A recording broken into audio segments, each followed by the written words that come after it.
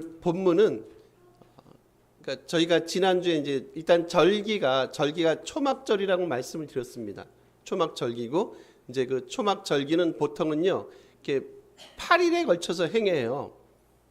그러니까 7+1 보통 그렇게 얘기합니다. 7+1 7일 동안 이제 예식을 행하고 8일째는 보통 이제 거룩한 성회다. 그래서 이제 거룩한 성회는 모입니다.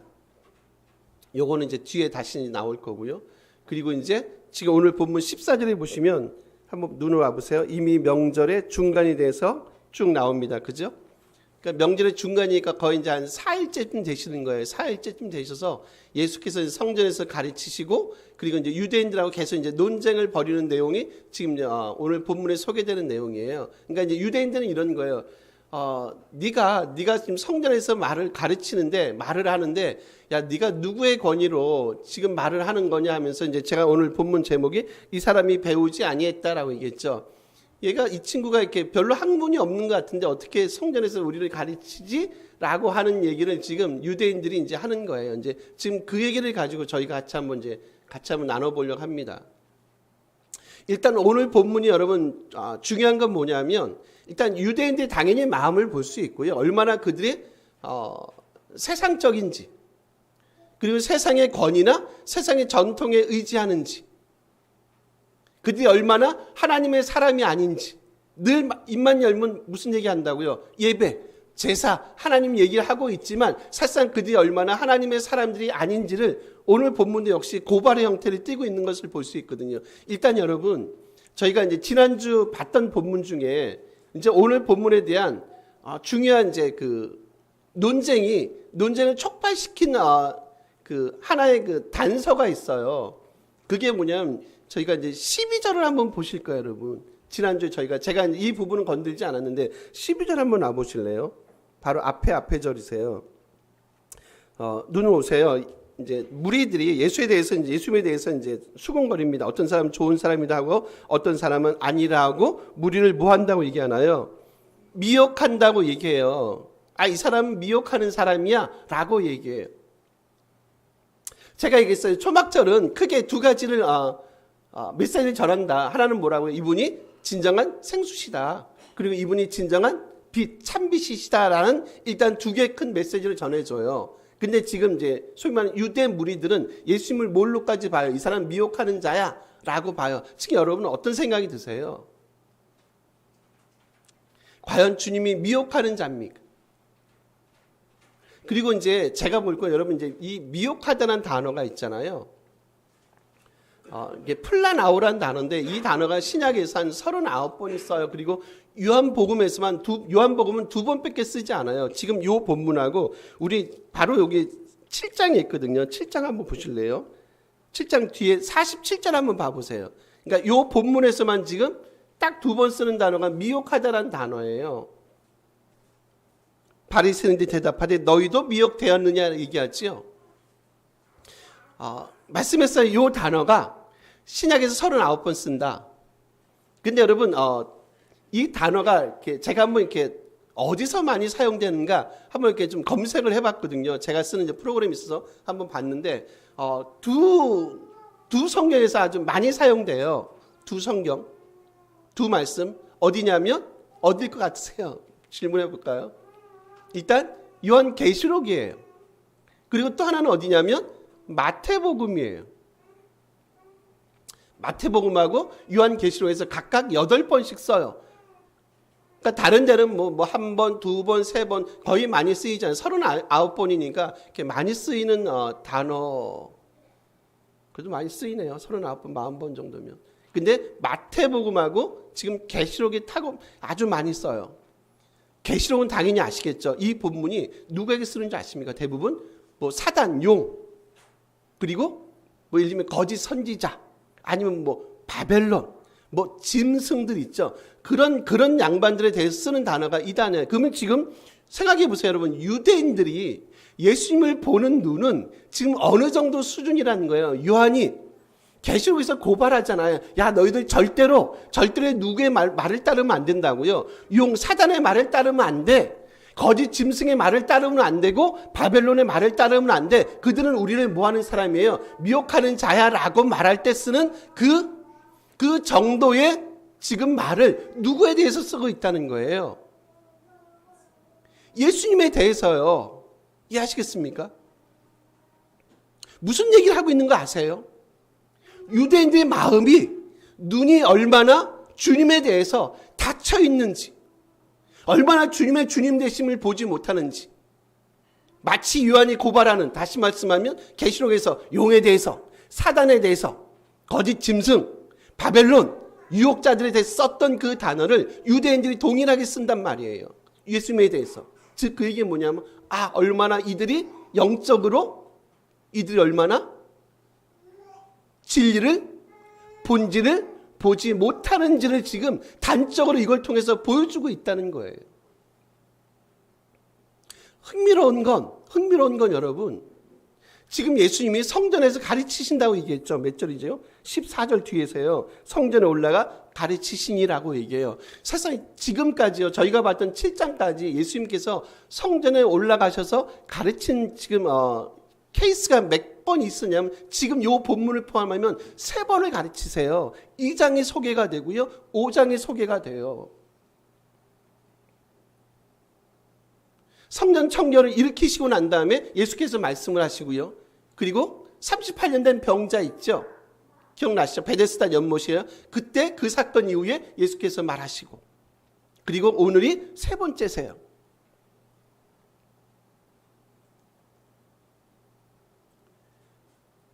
어떤 생각이 드십니까, 여러분?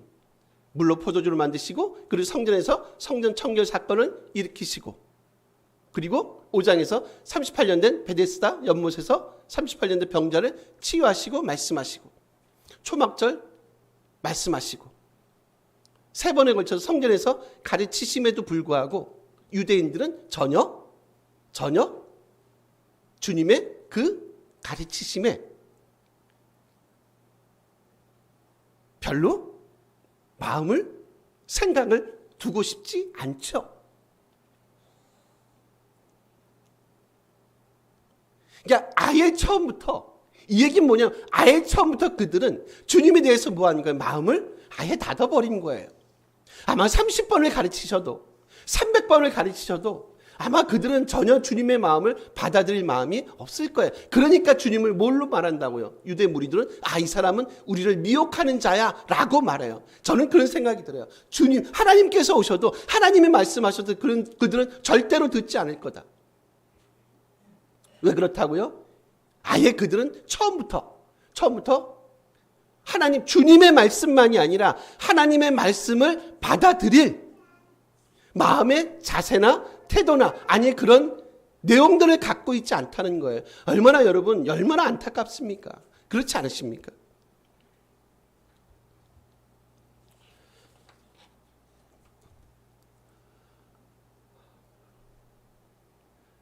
이런 모습들을 보면서 일단 유대인들 되게 안타깝다는 생각도 많이 들고요. 그리고 사실 유대인들의 이렇게 모습이 여러분 그렇게 또 낯설지도 않아요. 어떻게 보면 그렇지 않습니까? 혹시 이제 이들의 모습을 보면서 우리의 생각도, 우리의 모습도 한번 반추를 해봐요. 지금 이제 제가 타이틀을 뭐라 그랬어요? 이 사람이 배우지 아니했다 얘기하죠. 예수님께서 성전에서 가르치세요. 그리고 나서 이제 유대인들이 보인 반응을 보시면 여러분, 왜 이 사람들이 진짜 처음부터 주님을 받아들일 마음이 없었는지를 저희가 볼 수 있어요. 우리 15절 한번 보실래요? 요거는 한번 같이 읽어보실래요? 15절에서 읽습니다.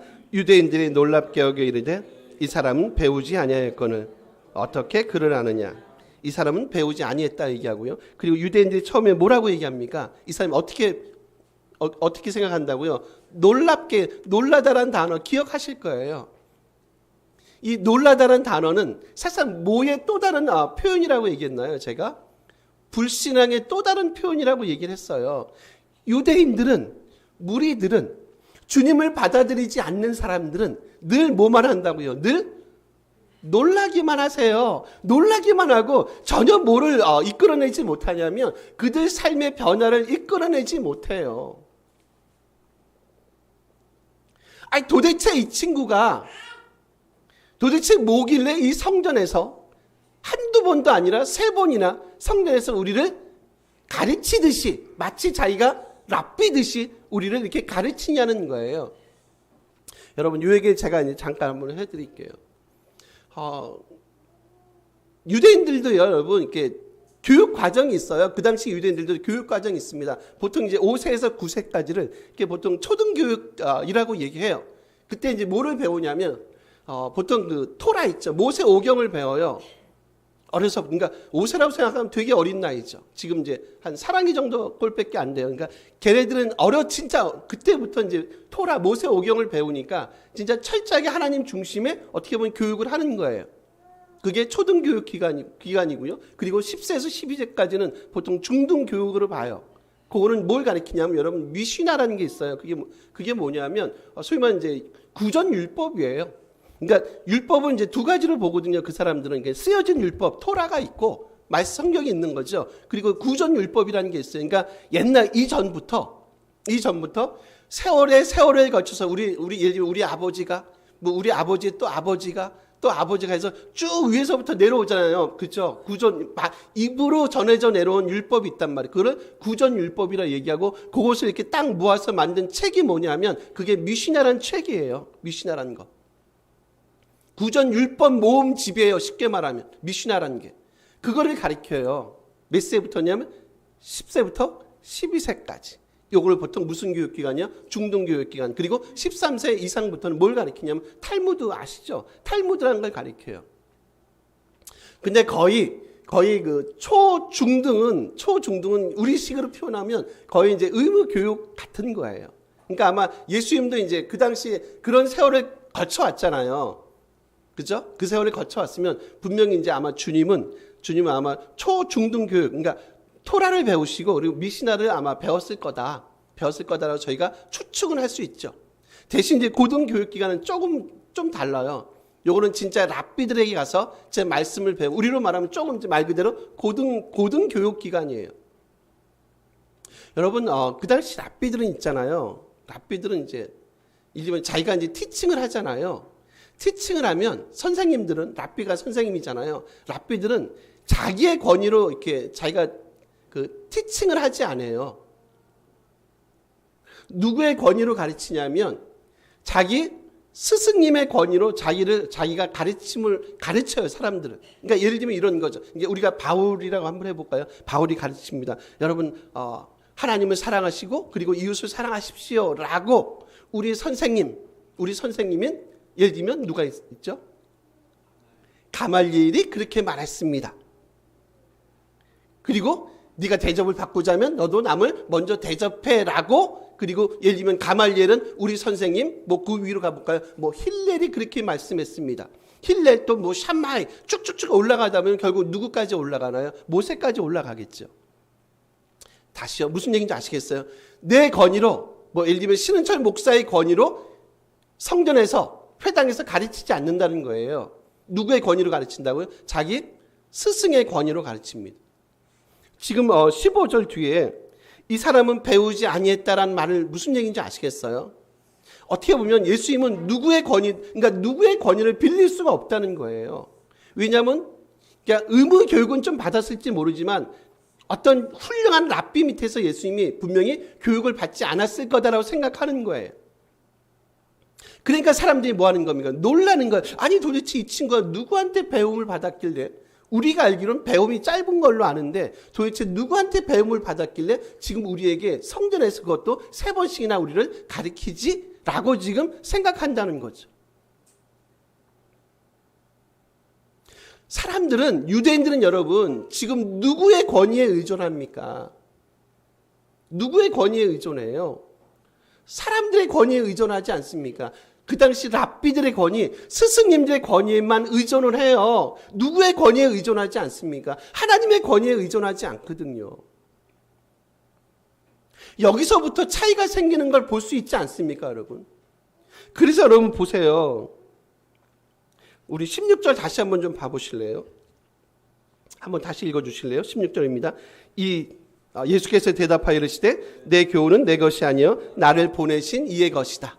나를 보내신 분이 당연히 누구세요? 랍비가 아니란 말이에요. 뭐 가말리엘도 아니고 힐렐이란 그 당시 유명한 학자, 율법 학자도 아니고 샴마이란 학자도 아니고 나를 보내신 분, 그분이 누구라고요? 하나님이심을 보게 만든단 말이에요. 우리의 눈을 어디에 머무르게 하지 않으세요, 여러분? 어떤 인간의 권위나 어떤 인간의 전통에 머무르게 하지 않아요.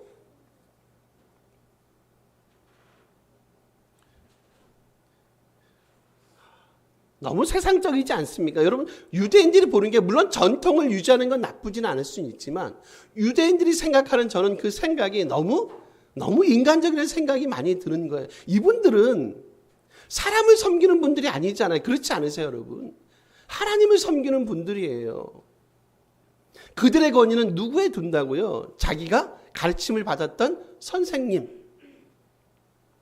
그래서 여러분, 교수님, 이제 학위를 준 교수님을 보통 독터 파더라고 얘기해요. 그러니까 학위를 줬던 분의 그 아버지라는 거 독터 파더라고 보통 얘기합니다. 그러니까 철저하게 독터 파더라는 표현을 하거든요. 그러니까 아버지잖아요. 그죠? 내가 너에게 박사학위를 줬어. 그러니까 너는 내가 책임져. 마치 그런 의미도 있는 것 같아요. 다시 정리해 볼게요. 사람들은 누구의 권위에 의존한다고요? 하나님의 권위에 의존하지 않아요. 세상의 권위, 자기 선생님, 랍비의 권위에 자기의 말의 권위를 둔단 말이에요. 주님은 좀 달라요. 대신 유대인들은 있잖아요. 뭐만 따진다고 여러분. 놀라기만 하고 야, 이 사람이 여기서 과연 이 성전에서 우리에게 이런 가르침을 줄 수 있어? 없어? 라고 하는 뭐만 따집니까? 자격의 여부입니다. 자격. 인간의 기준으로 보면 자격 미달일 수 있죠. 그렇지 않습니까? 왜냐하면 예수님의 사부님이 훌륭한 분이 없잖아요. 누구한테도 가르침을 받은 적이 없잖아요. 근데 주님은 누구한테요? 당신을 보내셨던 하나님 그분을 통해서 지금 내가 이런 말을 하는 거야 라고 말씀함에도 불구하고 유대인들은 전혀 뭐하지 못한다고요. 그 말이 뭔지를 깨닫지를 못해요. 이런 생각 들지 않으세요? 그들만의 리그입니다. 그들만의 리그. 자기들끼리 좋아서 그냥 북치고 장구치고 그들만의 리그를 지금 유대인들 무리들이 보내는 걸 볼 수 있거든요.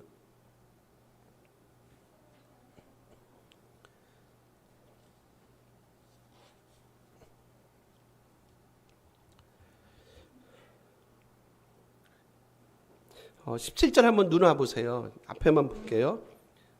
사람이 하나님의 뜻을 행하려 하면 이 교훈이 하나님께로부터 왔는지 쭉 나와요. 주님의 뜻은 뭔지 아세요? 세상의 권위나 세상의 제도에 의지하지 말고 진정으로 너희가 하나님의 사람이면 하나님의 선민이면 뭐를 행하라는 겁니까 여러분? 17절에 얘는 뭘 행하라는 거예요? 하나님의 뜻을 행하는 게 맞다는 거예요. 근데 그들은 뭐는 관심이 없다고요. 하나님의 뜻을 행하는 건 관심이 없어요. 뭐만 지키려고 한다고요. 자기들이 지금까지 지켜왔던 전통, 관습들이요. 지금까지 행했던 그런 일들만 지키기에, 제도만 지키기에 급급하지 진정으로 그 제도를 허락하셨고 전통을 통해서 하나님의 뜻을 알려고 하지는 않는다는 거죠. 이게 뭐냐면 여러분, 이게 유대인들의 비극이에요.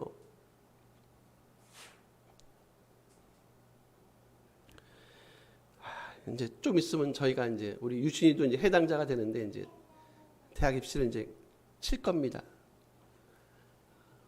죄송합니다. 한번 또 저희가 이제 기도도 이제 유신 위해서 기도 많이 해주셔야 되고요. 그리고 결과에 대해서는 우리가 이제 받아들인 게 저는 가능하면 유신이가 좋은데 갔으면 좋겠다. 대신 결과는 본인의 어떤 노력의 결과잖아요, 그죠?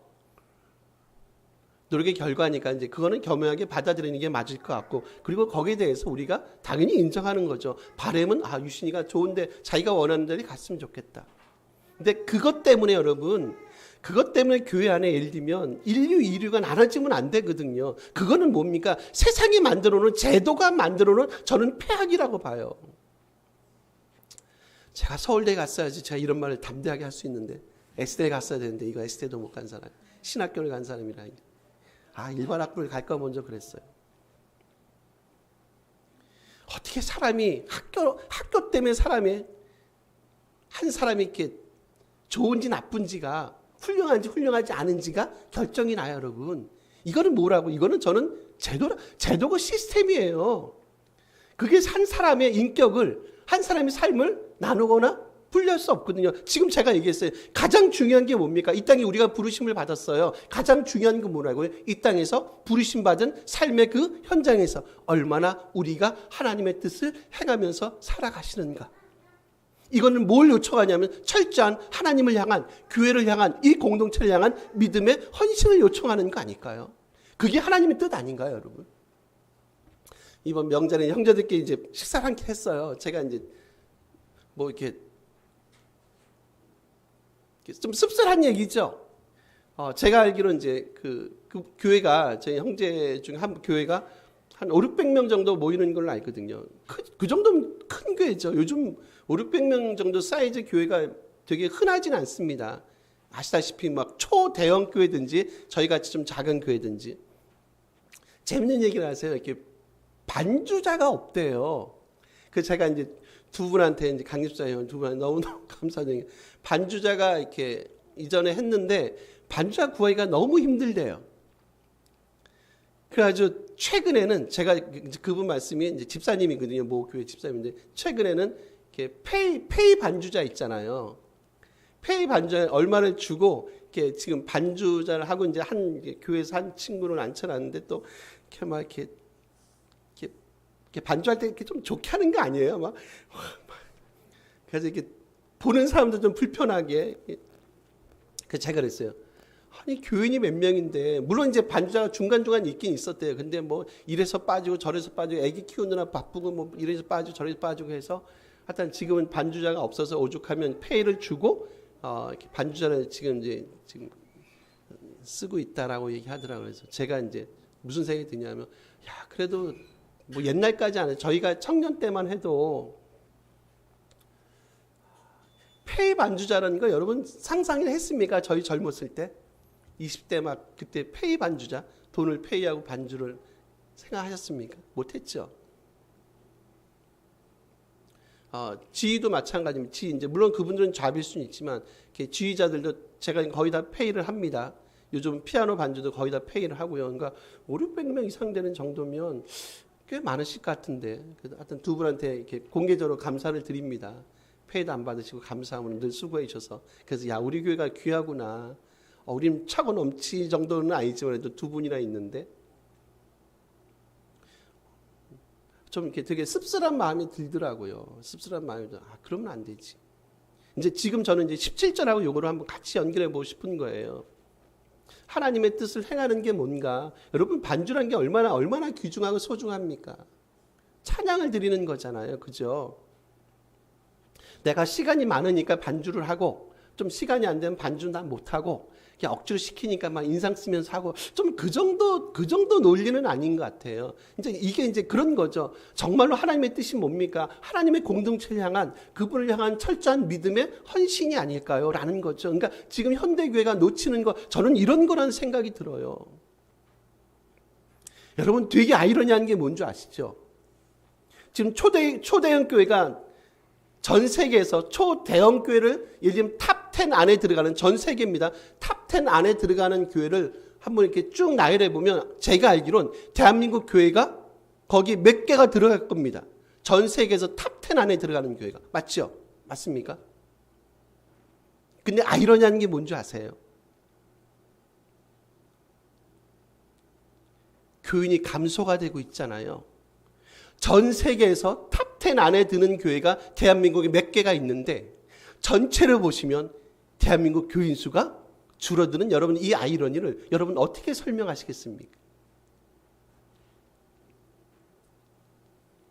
세계적인 우리 기업이 몇 개 있어요. 근데 국민의 삶은 갈수록 힘들어져요. 이 아이러니를 어떻게 여러분 설명하겠습니까? 그런 거 아닌가요? 그럼 무슨 생각이 드세요? 지금의 한국 교회는 정말로 믿음의 헌신을 그쪽이 많이 약해졌나? 교회만 다니시나? 무늬만 있나? 모양만 있는 거 혹시 아닌가? 라는 안타까운 생각이 들 때도 있죠. 희망으로 말씀을 마쳐하자. 그럼에도 불구하고 여러분 여전히 이 땅에 하나님을 위해 헌신된 믿음의 공동체가 많이 있다는 걸 꼭 기억해 줬으면 좋겠습니다. 바알에게 무릎 꿇지 않는, 그죠? 7,000명이 됐든 7만 명, 70만이 됐든 바알에게 무릎 꿇지, 세상의 권력에 무릎 꿇지 않는, 세상의 그 시스템에 무릎 꿇지 않는 여전히 하나님의 사람들이 지금 이 하나님의 교회를 이끌어 간다. 그런 목회자들도 많고요. 그런 성도님들도 되게 많으시고요. 신실한 하나님의 성도님들도 되게 많고요. 신실한 하나님의 목회자들도 되게 많습니다.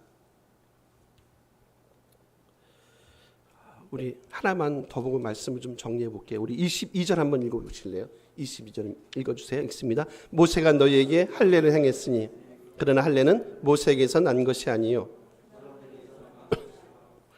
너희가 안식일에도 할례를 행.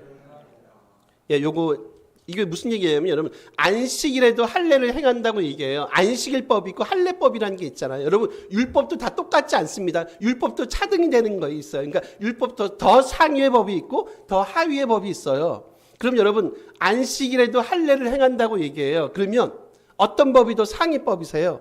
안식일에 할례를 행한다. 할례죠. 할례가 더 안식일보다 상위법입니다. 할례는 신체 일부분을 손대는 거예요. 그죠? 지금 예수님 말씀이 이런 거예요. 할례는 신체 일부분을 손대는 거다. 근데 안식일임에도 불구하고 지금 할례를 충분히 행할 수 있다. 왜냐하면 할례법이 안식일법보다 훨씬 더 상위법이기 때문에 그렇다는 거예요. 근데 여러분 생각해 보세요.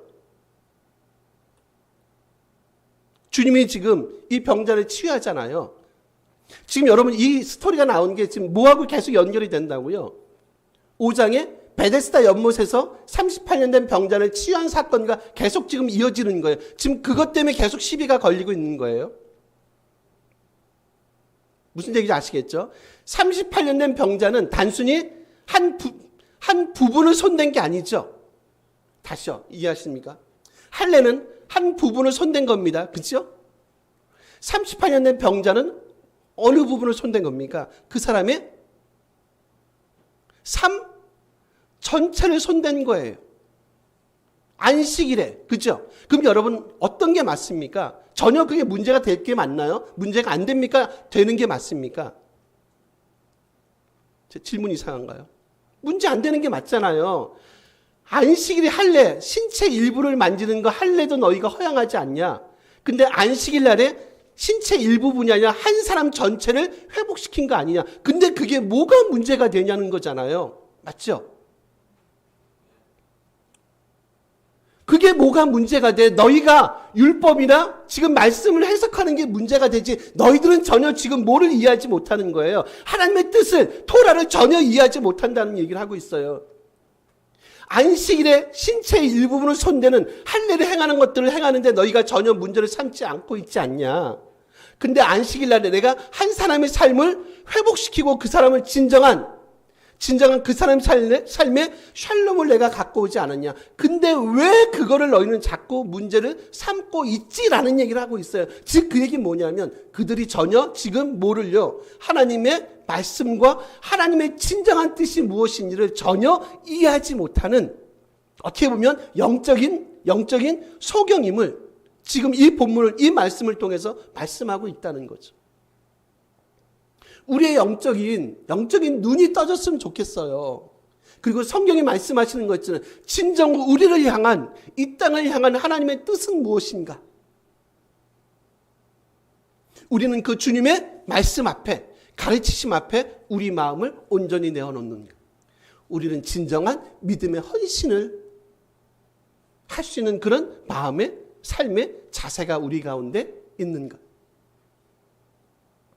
과연 우리 삶의 주님은 어떤 분인가? 제가 12절 말씀했어요. 주님을 뭐라고 얘기한다고요? 주님을 미혹한다. 20절은 뭐라고 얘기합니까? 저가 귀신 들렸다. 이게 유대인들이 보는 예수님에 대한 관점이에요. 얼마나 그들이 세상적인지, 얼마나 그들이 세속적인지를 저희가 이 두 개의 관점을 통해서 저희가 볼 수 있어요. 말씀을 정리하겠습니다. 주님은요, 어떤 세상의 제도나 세상의 권위에 의지하지 않습니다. 소위 말하는 하나님의 권위예요.